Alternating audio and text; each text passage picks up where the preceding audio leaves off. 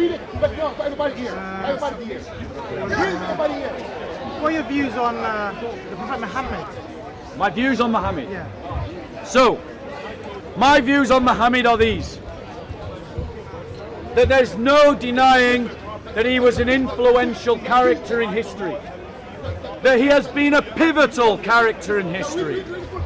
That he has been a great figure in history. But all of these praises can also be said of Napoleon, Stalin, and Hitler. Being a great man does not mean that you are a good man. Muhammad is a prophet who I believe to be false because he contradicts the prophets of the Jewish covenant and he contradicts the claims of Christ and he contradicts the apostles' teaching.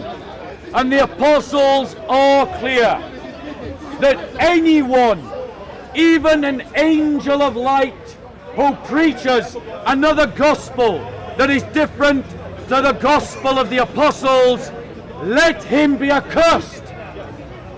Therefore, following on from the apostolic teaching, which has not changed for 2,000 years, I say that Muhammad is accursed, a great man in history, but a false prophet, a pivotal man in history, but one who stands in contradiction to the apostles, a figure of note in history, who did some good things, undoubtedly, but who himself was flawed at a moral level, and it was precisely because of Muhammad's moral failings that I rejected Islam and became a Christian.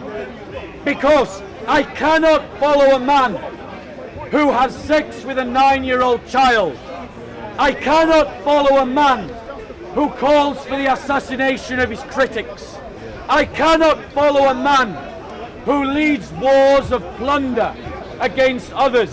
I cannot follow a man who had slaves, sold slaves and traded in them, and bought slaves.